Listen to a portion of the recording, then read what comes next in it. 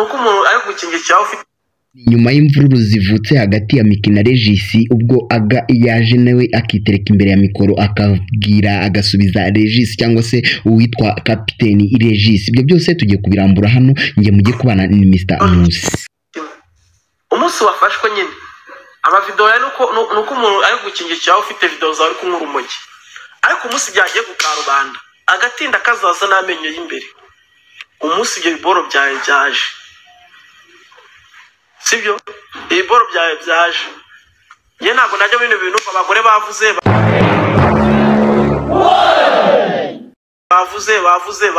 wapi abo ushaka kubwira man warashaka kundangiza nge uri umusore mwiza uri bogari ntacyo na kimuvuze uri chipu nari nzi ko bakavukire ziba ziza ubwenge ariko uri ikigoryi wowe ubwenge abandi bajya bagushyirayo kandi ngo Regis ngo umuntu kumwe wize ngo yigize ko umwarimu nereje ngo niyo tufunga muri gukoresha Musa imbabazi Miki mwabigoryi imwe ifoto ikoreshwa ngaho ku buryo mwumva ko Miki ngewe barayikoresha se uwo mukobwa ngo natenda sisi we rwanyise n'amaye amafaranga mwagegera mu byo nakoresha ifoto mugira inama mu bintu nyine uzi ushobora kuba witureka urumogi.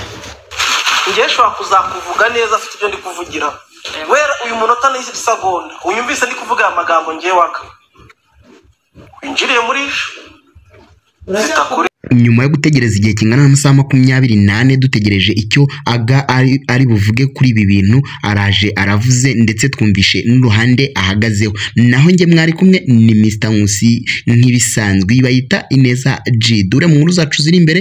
Ciao ciao.